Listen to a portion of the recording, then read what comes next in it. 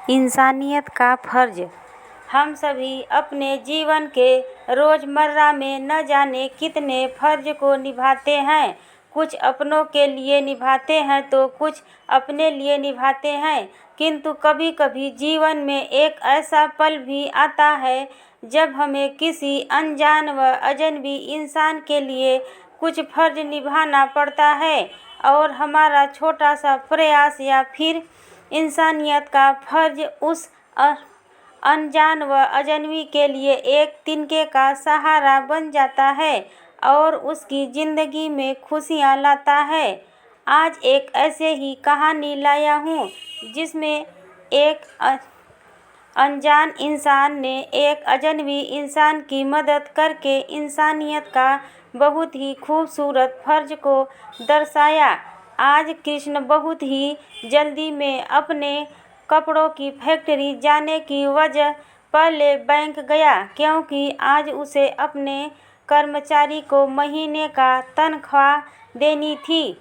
इसलिए उसने सोचा कि सबसे पहले बैंक जाकर वहां से पैसे लेकर फिर फैक्ट्री जाएगा और अपने कर्मचारियों को उसका मेहनताना देगा। वैसे कपड़े की फैक्ट्री उनके पिताजी ने शुरू किया था, लेकिन किसी बीमारी की वजह से उनके पिता की मृत्यु हो जाने के कारण कृष्ण को महज 28 साल की उम्र में अपने पिता की छोड़ी हुई फैक्ट्री को और परिवार को संभालना पड़ा। कृष्ण के घर में उसकी मम्मी के अलावा उसकी एक छोटी बहन भी थी और वह तीनों बहुत ही खुशी और से अपनी ज़िंदगी को जी रहे थे। कृष्ण काफ़ी मेहनती और मिलनसार था। अपने कर्मचारियों से हमेशा बड़े ही प्रेम भाव से बात किया करता था। कृष्ण जैसे ही बैंक के अंदर घुसा कि उसे एक आवाज़ सुनाई दी कि बेटा यह फार्म थोड़ा भर दे, मुझे पैसे निकलवाने हैं खाते से। कृष्ण ने पीछे मुड़ के देखा तो एक बहुत ही गरीब औरत, जिसके कपड़े काफ़ी मैले कुचैले और उलझे हुए बाल थे और वह बहुत ही दुखी और रो भी रही थी, किंतु कृष्ण के पास समय नहीं था क्योंकि उसे जल्दी जल्दी अपनी फैक्ट्री पहुंचना था। इसलिए उसने कहा किसी और से भरवा लीजिए, मेरे पास टाइम नहीं है। और वह आगे बढ़कर अपने काम में लग गया।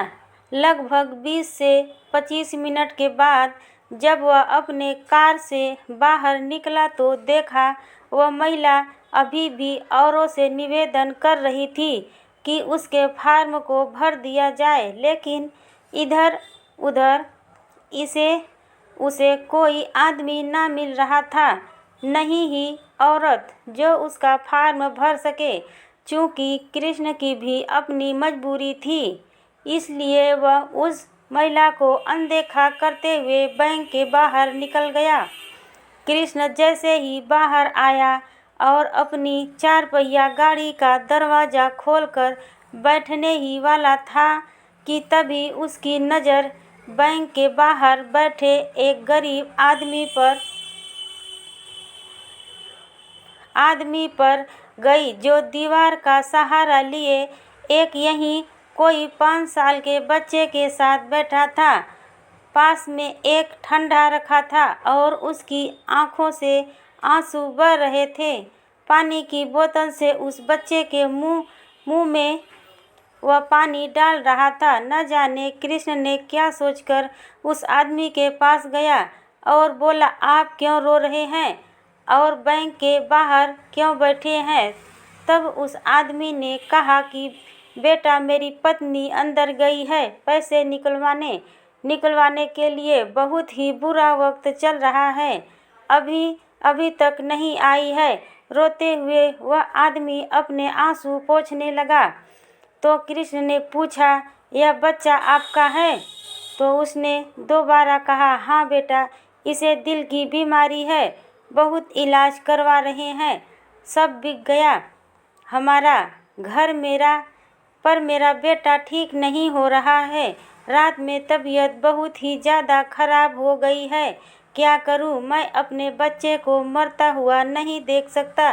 भगवान मुझे ले ले पर मेरे बच्चे को बचा ले। कृष्ण को समझते हुए देर नहीं लगा कि अंदर जो महिला है वह इस बच्चे की माँ है। कृष्ण इतना सुनकर तुरंत वह अंदर गया और उस बच्चे की माँ से, जो अभी भी हर किसी को अपना फॉर्म भरवाने को कह रही थी, कृष्ण ने उसके हाथ से फॉर्म लिया, पासबुक मांगी और जल्दी से फॉर्म को भर दिया और उस महिला से कहा, पैसे निकलवा लो आप। और फिर कृष्ण ने उस महिला के पासबुक की फ़ोटो खींची, बाहर आया और चुपके से उस बच्चे और उस आदमी की भी एक फ़ोटो ले ली और अपने गाड़ी के अंदर बैठ गया। और उसी समय ट्विटर, फेसबुक पर शेयर करते हुए यह लिखा कि जितना हो सके आप लोग मदद कीजिए। इस महिला का यह बैंक अकाउंट नंबर है, इस पर भेज दीजिए। यह बच्चा आप लोगों की मदद से बच सकता है। आज वह बच्चा बिल्कुल ठीक है। हेलो दोस्तों, अगर मेरी स्टोरी पसंद आई हो तो मेरे चैनल को सब्सक्राइब और लाइक ज़रूर कीजिएगा दोस्तों, प्लीज़। और अब महिला आज भी नहीं समझ सकी कि उसके खाते में इतने पैसे आए तो आए कहाँ से। और कृष्ण ने उस महिला का तिनके का सहारा देते हुए एक इंसानियत का फर्ज निभाया और उसे सहारे ने उस महिला के मासूम बच्चे को बचा लिया। नमस्कार दोस्तों, प्रणाम, जय हिंद।